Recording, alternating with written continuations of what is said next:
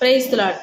ஏசாயா 58 அதிகாரம் 8 அப்பொழுது விடியற்கால வெளிப்பை போல உன் வெளிச்சம் எழும்பி உன் சுகவாழ்வு சீக்கிரத்தில் துளிர்த்து உன் நீதி உனக்கு முன்னாலே செல்லும், கர்த்தருடைய மகிமை உன்னை பின்னாலே காக்கும். அப்பொழுது விடியற்கால வெளிப்பை போல உன் வெளிச்சம் எழும்புமா? உன் வெளிச்சம் விடியற்கால வெளிப்பை போல எழும்பும்.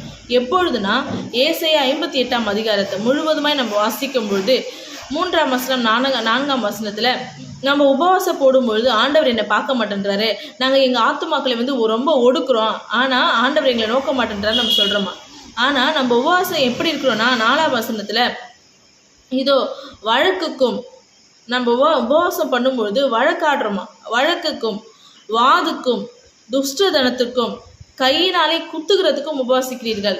நம்ம உபவாசம் பண்ணும்போது இந்த செயல்கள்லாம் செய்கிறோமா.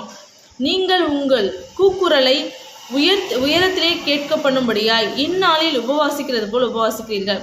அதிகமாக சத்தம் போட்டு கத்துறது உபவாசத்தில், இதையெல்லாம் தான் உபவாசம் நம்ம நினச்சிட்ருக்கோம். ஆனால் நம்ம உபவாசம் பண்ணி எங்கள் ஆத்துமாக்களை நாங்கள் ஒடுக்கும்போது ஆண்டவர் எங்களை பார்க்க மாட்டேன்றான்னு நம்ம ஆண்டவரையே ப்ளேம் பண்ணுறோம்.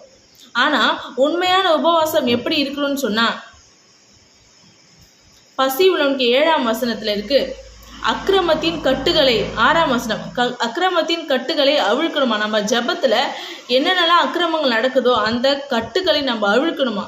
நுகத்தடியின் பிணையல்களை நெகிழ்கிறதும் நெருக்கப்பட்டிருக்கிறவர்களை நம்ம விடுதலையாக்கணுமா. ஜபத்தில் நம்ம முழுவதுமாக நம்ம இஷ்டமானதை நம்ம செய்யக்கூடாது. உபவாசத்தில் முழுவதுமாக நம்ம ஆண்டவருடைய சமூகத்தில் உட்காரணும்.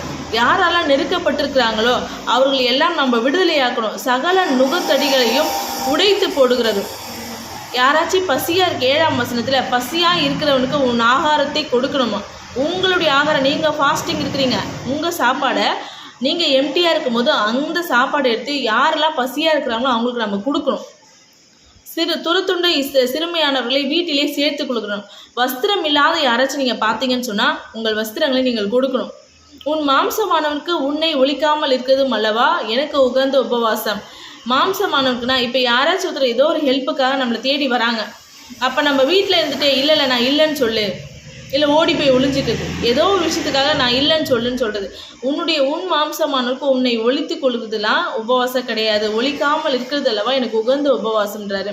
இதையெல்லாம் நம்ம செய்யும்பொழுது அப்பொழுது விடியற்கால வெளிப்பை போல உன் வெளிச்சம் எழும்பி உன் சுக வாழ்வு சீக்கிரத்தில் துளிர்க்கும்.